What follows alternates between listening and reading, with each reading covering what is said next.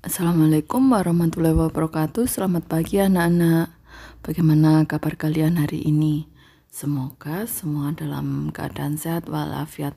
Pada pagi hari ini kita akan belajar tema 1, subtema 1, tumbuhan sahabatku. Perhatikan berbagai tumbuhan di sekitarmu. Apa manfaat tumbuhan bagi kehidupan? Yuk kita cari tahu. Ayo berdiskusi. Amati gambar berikut. Di sini ada 2 gambar. Kalian amati.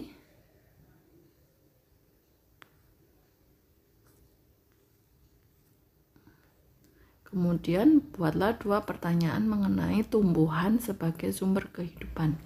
Mintalah temanmu untuk menjawab, lalu diskusikanlah. Ternyata tumbuhan dimanfaatkan oleh manusia dan hewan sebagai bahan makanan. Jadi tumbuhan merupakan sumber kehidupan bagi semua makhluk hidup. Ayo membaca. Setelah mengetahui manfaat tumbuhan bagi kehidupan, Edo ingin belajar lebih jauh mengenai perkembangbiakan tumbuhan. Cermati kisah Edo berikut ini. Liburan sekolah telah tiba. Edo mengunjungi pamannya di desa. Dia seorang petani jagung. Edo datang ke rumah pamannya. Tidak untuk berlibur saja. Edo juga ingin belajar. Ibu guru memberikan tugas selama liburan. Ibu guru ingin anak-anak memberikan laporan tentang satu hal yang menarik dan bermanfaat yang dilihat selama liburan. Edo ingin mengetahui tentang tanaman jagung, terutama tentang perkembangbiakannya. Berikut adalah laporan pengamatan Edo. Bagaimana jagung berkembang biak? Jagung merupakan salah satu tanaman yang dijadikan bahan makanan pokok di berbagai daerah. Salah satunya Indonesia. Di Indonesia, penduduk Pulau Madura menjadikan jagung sebagai makanan pokok. Jagung merupakan salah satu tanaman penghasil karbohidrat yang sangat diperlukan oleh tubuh. Seorang petani jagung memulai perkembangbiakan tanaman dengan menanam biji jagung. Setelah 3-4 hari bakal tanaman akan muncul di permukaan tanah. Tanaman jagung akan terus tumbuh menjadi besar 3-3,5 bulan. Buah jagung dapat dipanen oleh petani. Buah jagung yang berbentuk seperti tongkol pada mulanya berupa kuntum bunga. Bunga jagung memiliki helai-helai rambut halus pada bagian ujungnya. Pada helai rambut tersebut terdapat tepung sari. Tepung sari akan terbang terbawa angin ketika angin bertiup. Tepung sari yang terbawa angin sebagian akan jatuh di kepala putik yang terletak di bagian bawah bunga pada pohon jagung yang lain. Ketika itulah terjadi pembuahan. Setelah terjadi pembuahan, bunga jagung tersebut terus berkembang hingga menjadi buah jagung. Perkembangan itulah yang dapat diamati dari waktu ke waktu. Buah jagung akan siap dipanen ketika rambut jagung sudah berwarna kecoklatan dan bagian tongkol sudah mengering. Apakah buah jagung tersebut dikupas akan memperlihatkan biji jagung yang kekuningan. Bagian yang dimakan oleh manusia adalah biji jagung. Supaya jagung selalu tersedia sebagai bahan makanan manusia, maka petani jagung harus menanam kembali sebagian biji jagung dari hasil panen. Biji jagung yang tua dapat ditanam kembali. Dari sinilah akan dimulai lagi perkembangbiakan jagung. Itu senang sekali, ia menikmati tinggal di lingkungan yang berbeda. Edo juga senang memperoleh pengetahuan baru tentang tanaman jagung yang merupakan salah satu makanan kesukaannya. Bacalah dengan seksama. Tulis ide pokok dari informasi penting dari teks berjudul Bagaimana Jagung Berkembang Biak dengan mengisi diagram berikut. Di sini ada diagram. Kalian isi ide pokoknya untuk paragraf 1, 2, 3, 4, dan 5. Kemudian diskusikan diagrammu dengan teman sekelompokmu. Kembangkan ide pokok dan informasi pada diagram menjadi sebuah tulisan. Serahkan tulisanmu kepada gurumu. Kemudian ayo mengamati. Salah satu contoh tumbuhan yang berkembang biak dengan bunga adalah tumbuhan jagung. Tepung sari pada bunga jagung akan terbang terbawa angin. Ketika angin bertiup, tepung sari yang terbawa angin sebagian akan jatuh di kepala putik yang terletak di bagian bawah bunga pada pohon jagung yang lain. Ketika itulah terjadi pembuahan. Perkembangbiakan ini dinamakan perkembangbiakan generatif. Tahukah kamu bagaimana proses perkembangbiakan generatif? Amati gambar bagian-bagian bunga berikut. Ada mahkota, benang sari, kepala putik, tangkai sari, kepala putik, tangkai putik, bakal buah, kelopak, dan dasar bunga. Kemudian perkembangbiakan generatif secara kawin terjadi melalui proses penyerbukan dan pembuahan. Perkembangbiakan generatif pada tumbuhan diawali dengan penyerbukan, yaitu melekatnya atau jatuhnya serbuk sari ke kepala putik. Setelah terjadi pembuahan pada serbuk sari, tumbuh bulu serbuk sari menuju ke ruang bakal biji. Kemudian serbuk sari akan masuk ke ruang bakal biji melalui bulu serbuk sari. Di dalam ruang bakal biji terjadi pembuahan, yaitu peleburan serbuk sari, sel kelamin jantan, spermatozoid dengan kepala putik atau sel kelamin betina atau sel telur. Hasil dari pembuahan adalah sigot. Sigot berkembang menjadi lembaga, lembaga berkembang menjadi bakal biji berkembang menjadi biji dan bakal buah. Kemudian bakal buah berkembang menjadi daging buah. Lembaga yang berada di dalam biji merupakan calon tumbuhan baru. Tumbuhan baru yang berkembang biak secara generatif antara lain padi, mangga, durian, dan jambu. Kemudian ayo berdiskusi. Amati lingkungan sekitarmu, temukan satu jenis tumbuhan yang sedang berbunga, gambarlah bagian bunga, dan tuliskan cara penyerbukan pada kolom berikut. Sampaikan hasilnya kepada teman kelompokmu. Adakah perbedaan dengan hasil temanmu? Maka apakah perbedaannya? Kemudian diskusikan perbedaan tersebut dengan temanmu. Menurutmu apa manfaat perkembangbiakan generatif? Carilah informasi dan tuliskan pada tempat yang disediakan. Kalian dapat menuliskannya pada buku IPA kalian. Kemudian coba bayangkan seandainya tumbuhan tidak berkembang biak, apa yang akan terjadi? Ayo berlatih. Bunga yang indah bukan hanya tumbuh di Indonesia. Negara-negara lain seperti negara tetangga pun memiliki bunga yang cantik. Karena kondisi geografis yang hampir sama, bunga yang tumbuh tidak jauh berbeda jenisnya. Perhatikan jenis bunga yang tumbuh di negara-negara tetangga. Bunga kembang sepatu tumbuh di Indonesia dan Malaysia. Bunga ini dapat digunakan sebagai pewarna. Di Malaysia, bunga kembang sepatu dinamakan bunga raya, yang merupakan bunga nasional. Perhatikan bunga Kamboja pada gambar di samping. Bunga ini sering digunakan dalam perlengkapan tari Bali. Dorjampa atau bunga Kamboja dapat ditemukan di Indonesia dan Laos. Di negara tersebut, bunga ini digunakan untuk dekorasi upacara keagamaan dan penyambutan tamu. Malaysia, Laos, dan Indonesia hidup berdampingan. Meskipun berbeda negara, namun ketiganya memiliki persamaan dalam kehidupan sosial dan budaya. Masih banyak negara lain yang memiliki kesamaan. Oleh sebab itu, mereka menggabungkan diri dalam suatu organisasi bernama ASEAN, yaitu Persatuan Negara-Negara se-Asia Tenggara. Berikut adalah 10 negara ASEAN. Ada Myanmar, Thailand, Kamboja, Singapura, Indonesia, Laos, Vietnam, Malaysia, Filipina, dan Brunei Darussalam. Untuk menambah wawasanmu tentang negara ASEAN, bacalah informasi berikut dengan seksama. ASEAN menjawab kebutuhan hidup bertetangga. Kamu pasti pernah merasakan nyamannya hidup bertetangga. Hal ini terasa saat semua keluarga saling mendukung, saling membantu, dan bekerja sama. Kenyamanan dalam bertetangga perlu diwujudkan karena tiap keluarga memiliki kepentingan yang sama. Hal itu juga yang mendasari bentuk ASEAN. ASEAN adalah sebuah organisasi internasional yang beranggotakan negara-negara di kawasan Asia Tenggara. Negara-negara ini bersatu karena adanya persamaan letak geografis dan kemiripan budaya.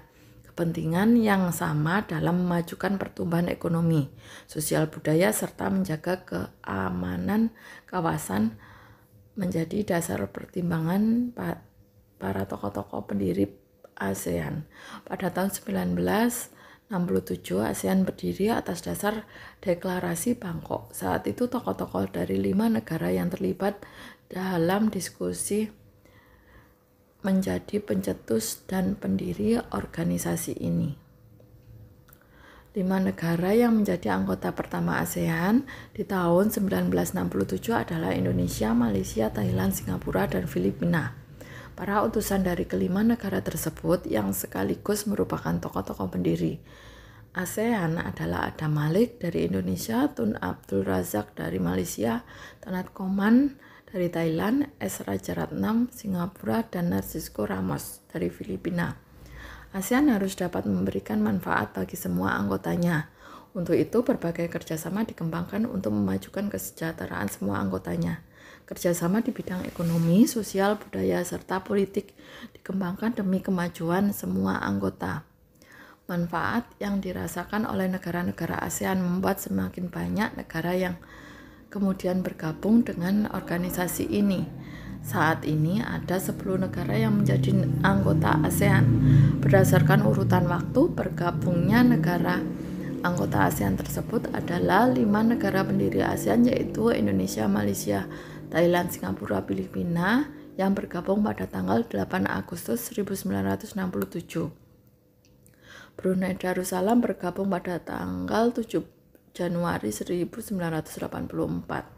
Vietnam bergabung pada tanggal 28 Juli 1995. Laos dan Myanmar bergabung pada tanggal 23 Juli 1997. Dan Kamboja bergabung pada tanggal 30 April 1999. Masyarakat negara-negara ASEAN memiliki kehidupan sosial budaya yang unik.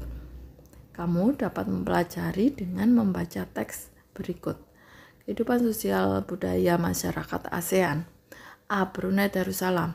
Kampung Ayer adalah desa terapung di Brunei Darussalam. Tahun 1400 Kampung Ayer sempat menjadi pusat pemerintahan. Saat ini banyak penduduk yang memiliki perahu pribadi dan disimpan di bawah rumah apung mereka. Budaya Brunei banyak dipengaruhi oleh ajaran Islam. Mayoritas penduduknya adalah orang Melayu. Kata Brunei berasal dari kata nah baru yang diucapkan oleh awak Alak Beltatar, penemu negara ini.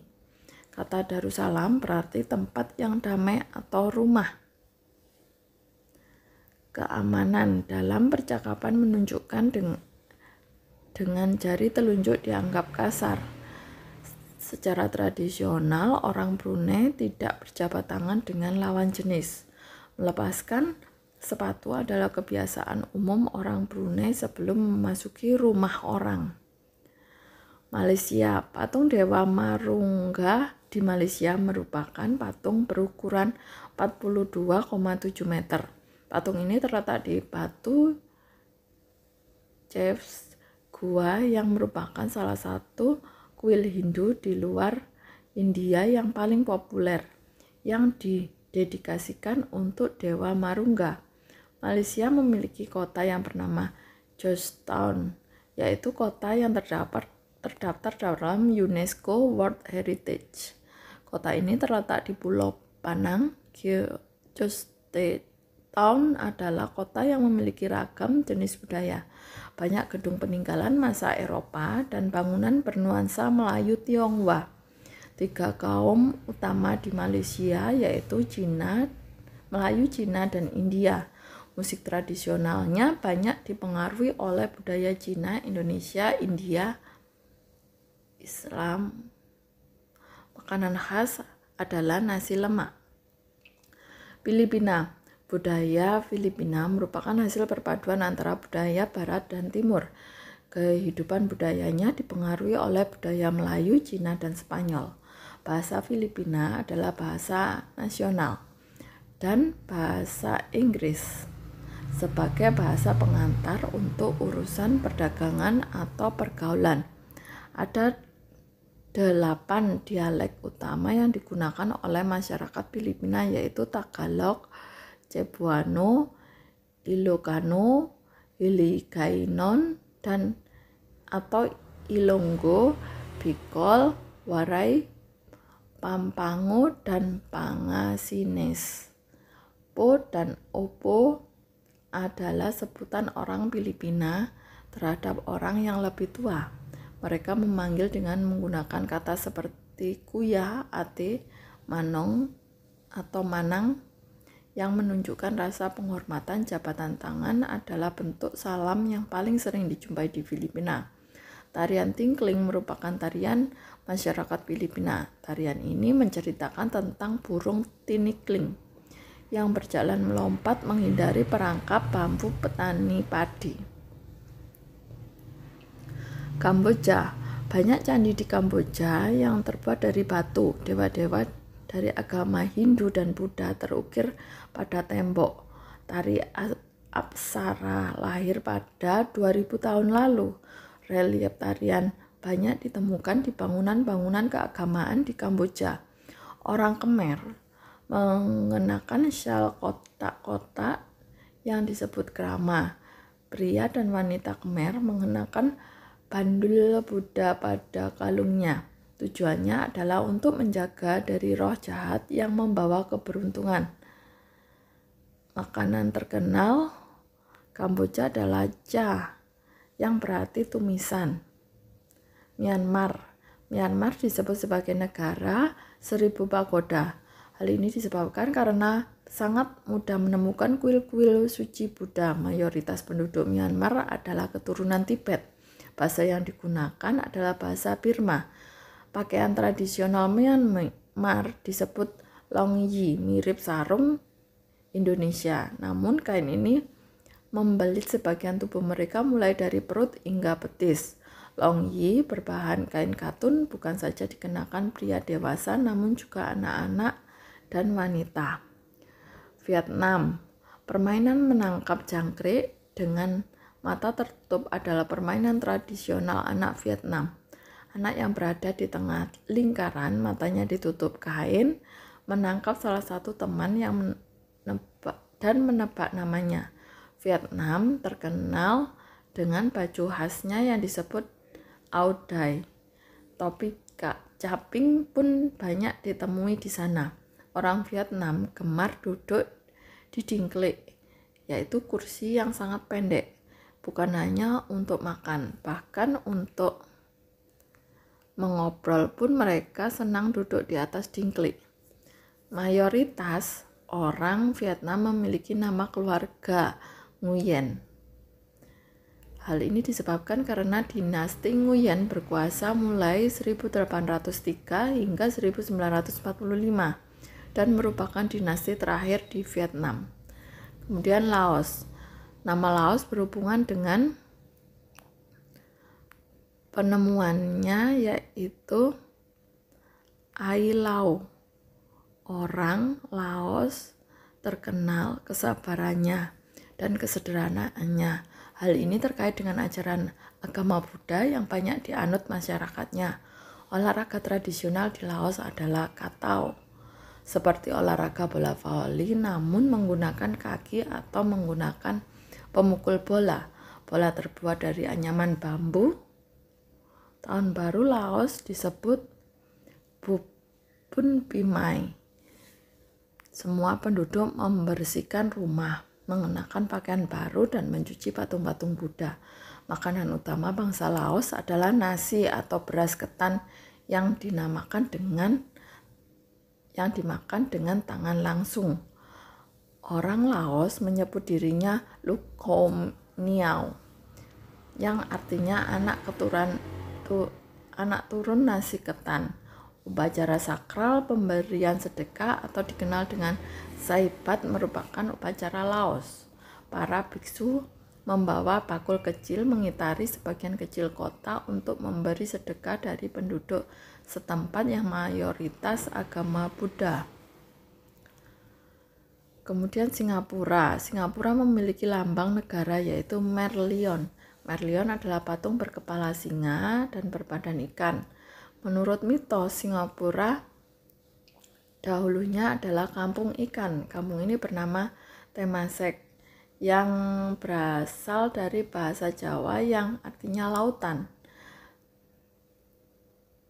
Singapura berasal dari kata Sanskerta yang berarti kota singa. Penduduk Singapura berasal dari Cina, Melayu, India, dan Eropa. Kaum Bapa adalah sebutan bagi keturunan Cina Melayu. Singapura memiliki 4 bahasa resmi yaitu Melayu, Mandarin, Inggris, dan Tamil.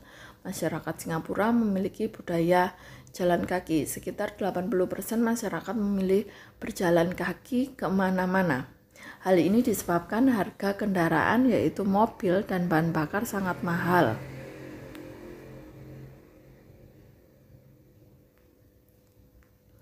Kemudian Thailand adalah salah satu negara ASEAN yang tidak pernah dijajah bangsa Eropa.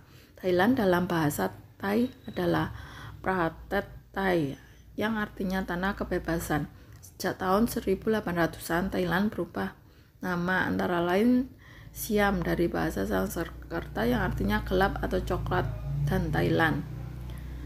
Ramakin adalah cerita nasional Thailand yang mempengaruhi kehidupan masyarakat di Thailand. Kepala adalah bagian tubuh yang dihormati. Tidak ada orang yang akan berani menyentuh kepala, bahkan kepala anak-anak. Sebaliknya, bagian kaki dianggap bagian yang paling hina karena dipakai sebagai alat menapak di tanah. Oleh karena sebab itu, kaki tidak boleh dihadapkan ke patung suci atau orang lain. Indonesia dan Thailand memiliki tradisi minum teh. Di beberapa daerah di Indonesia, kebiasaan minum teh dilakukan secara turun-temurun. Salah satunya adalah teh yang diseduh di poci. Oleh sebab itu, teh tersebut dinamakan dengan teh poci. Di Thailand, teh disajikan dengan susu dan rempah-rempah. Teh tersebut dinamakan teh iced tea dan disajikan dingin. Bagaimana dengan kehidupan budaya Indonesia? Diskusikan dengan budaya kehidupan sosial masyarakat Indonesia dengan temanmu. Kamu dapat menemukan tambahan informasi melalui gurumu atau buku bacaan di perpustakaan. Kondisi geografis Asia Tenggara. Letak geografis Asia Tenggara berada di antara 3 perairan yaitu Samudra India, Teluk Benggala di bagian barat, Laut Cina Selatan di utara, dan Samudra Pasifik di timur. Wilayah Asia Tenggara dibagi menjadi 2 daratan, yaitu daratan berbentuk semenanjung. Wilayah yang membentuk semenanjung adalah Myanmar, Thailand, Laos, Kamboja, Vietnam, dan wilayah Malaysia bagian barat. Daratan berbentuk gugusan kepulauan. Wilayah yang berbentuk gugusan kepulauan adalah Filipina, Indonesia, wilayah Malaysia bagian timur, Singapura, dan Brunei Darussalam. Ayo menulis. Kamu sudah belajar keunikan negara-negara ASEAN mulai dari kondisi geografis, bunga, hingga kebudayaannya. Pilih 2 negara ASEAN, carilah perbedaan dan persamaan karakteristik dalam kedua negara tersebut. Mulai dari tumbuhan yang hidup, khususnya bunga yang menjadi ciri khas negara, kondisi sosial, budaya mereka. Kamu bisa menyebutkan nama bunga, nama sebutan apabila ada pemanfaatan dan tempat tumbuhnya. Tulis pemikiranmu tentang karakteristik negara pada diagram Venn yang telah disiapkan. Perhatikan caranya berikut. Tentukan 2 negara yang akan kamu cari informasinya. lebih dalam lagi. Kemudian tulis di dalam kotak yang tersedia. Tulis masing-masing karakteristiknya di lingkaran sesuai dengan negaranya. Di tengah lingkaran, kamu dapat menuliskan persamaan karakteristik yang dimiliki oleh kedua negara. Kalian dapat menuliskannya pada buku IPS kalian. Sungguh menarik kehidupan sosial budaya penduduk negara tetangga. Kamu akan belajar lebih banyak lagi tentang negara-negara ASEAN. Ayo renungkan, apa yang kamu pelajari dari kegiatan hari ini? Hal yang paling menarik apa yang kamu pelajari? Mengapa? Kemudian kerjasama dengan orang tua. Perhatikan lingkungan rumahmu. Adakah tanaman yang berkembang biak secara generatif? Diskusikan dengan orang tuamu dan sampaikan hasilnya kepada guru dan temanmu. Demikian pembelajaran kali ini. Ibu akhiri. Wassalamualaikum warahmatullahi wabarakatuh.